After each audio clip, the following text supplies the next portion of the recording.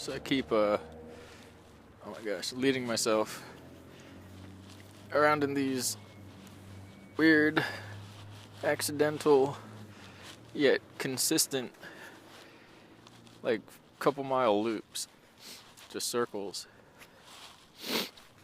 Excuse me. And, yeah, I didn't even notice that spot, though, behind the trees, with the partial skyline in the background, the north skyline. That's Lake Michigan. I don't know. I should have figured. I kind of thought it was just one big wall when I couldn't see anything, because there's a couple nearby. But I went over there and explored. The water is surprisingly clear, cold, and moving fast. And strangely inviting, which is weird. But it's I don't know, it's a cool area. Then the lights are down there. I didn't really take any pictures of those. Humans being fascinated by funny colored lights are kind of a no-no if you've done enough research. It's pretty much the bane of human existence. But that deep blue, cold, fast-moving water is something to see for sure. There's people everywhere. It's like 9 something now. I've been out for hours and it's so cold and I'm not fully dressed. You see how I gear up. I'm usually on a bike though, so you kind of have to gear up. I couldn't ride like this. I'd have to gear up fully or I'd be done. And the wind just penetrates. I only have sweatpants at the bottom. I'm rambling about. This isn't a vlog. Just don't know what else. Yeah, there were instances to record, however, it was even more difficult to record than any other time from A, the wind, B, the people around, and the spontaneity of the situation and the people involved. But there's an interesting interaction.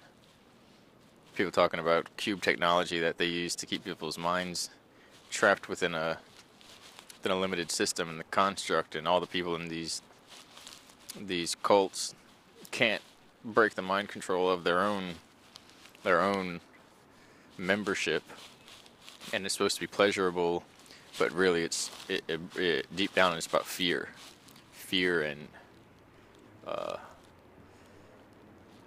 desire and the illusion. Talking about the fallen angels and the corrupted men, and that the Lord of Darkness is planning to eat them and destroy all of them, and only a small minority think that he's like, yeah, let's do wrong and party and get it up, and in reality he's taking them down with him. He messed up, and so he's making his mistake theirs, or he's inviting them to, with the temptations of the Faustian bargain and the seduction through the fallen arts, through the mechanization, witchcraft, money, entertainment, all these sciences that we have today, which are said to come from certain areas long ago. And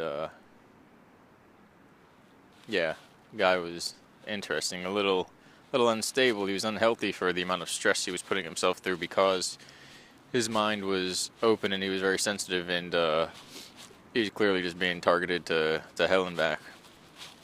It's a program, but yeah, it's a difficult one to grasp, especially if you're in it.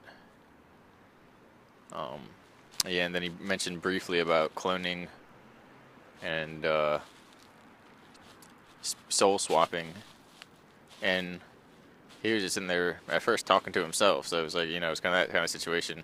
Actually, he was kind of talking to himself, but he was talking to, he wasn't talking to himself. He started up a conversation with somebody else, and then he's like, kind of like speaking loudly, and the dude left, and he was like still trying to explain the situation, just like speaking loud.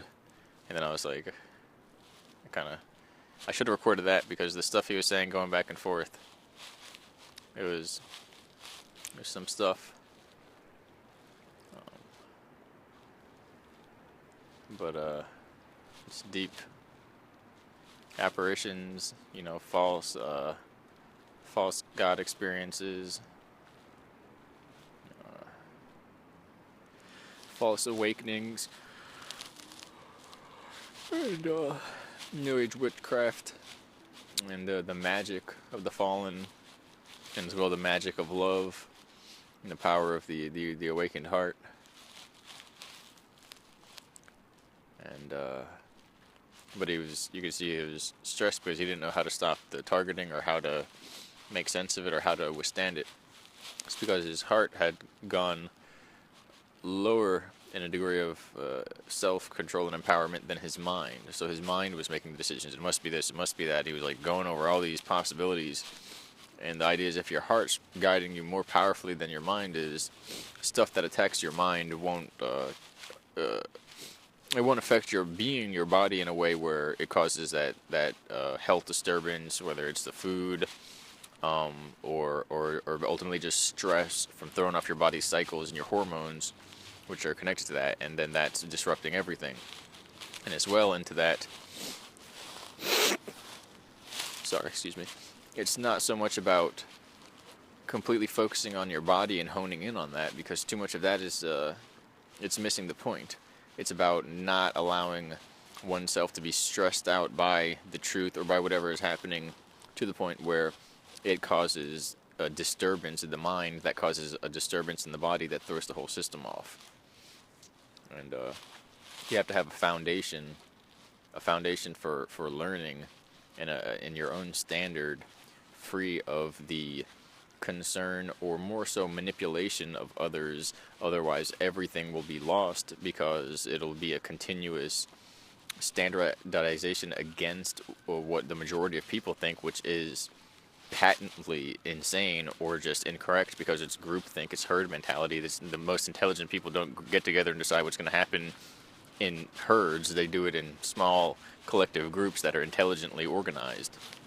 And when we are all just following each other, it's just like a brain controlling everything, but it's just like a mass conscious ego brain, an instinctual brain that just has the intellect of a thinking animal, if you will.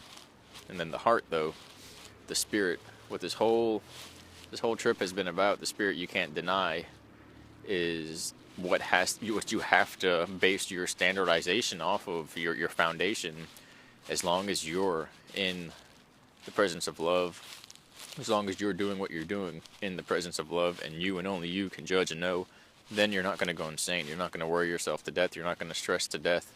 You're not going to hurt yourself with your own mind by creating this disturbance, these reverberations of emotion or reaction, stimulus, and programming cycles, where there's continuous programmed behaviors that people repeat because something's supposed to be this way or that way, or how they think about something and worry about it over and over and continuously. And